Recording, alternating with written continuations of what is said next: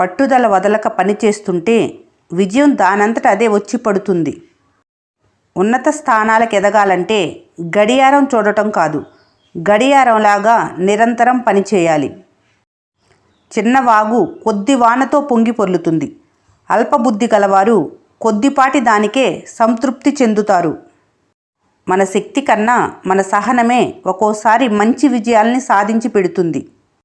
జీవితంలో విజయం సాధించాలంటే ఆత్మవిశ్వాసంతో పాటు విమర్శలను పక్కన పెట్టే శక్తి ఉండాలి.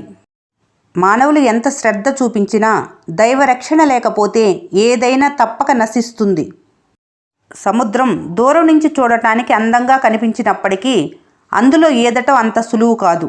జీవితం కూడా అంతే. గొర్రె కసాయి వారిని నమ్మినట్లు మనిషి ఎప్పుడూ మాయమాటలు చెప్పే వారిని నమ్ముతారు. కాలం దేనినైనా మరిపించగలదు, కానీ జీవితం అనుకున్న వాళ్లను ఎప్పటికీ మరిపించలేదు. ప్రణాళికతో చేసే పని ఖచ్చితంగా విజయాన్ని సాధించి పెడుతుంది. కష్టాలు భయపెట్టడానికి రావు, ఎలా బ్రతకాలో నేర్పించటానికి వస్తాయి. విజేతగా నిలబడటం అంటే ఎవరినో ఓడించటం కాదు, నిన్ను నువ్వు గెలవటం. నిలబడి ఆలోచిస్తే అద్భుతాలు జరగవు.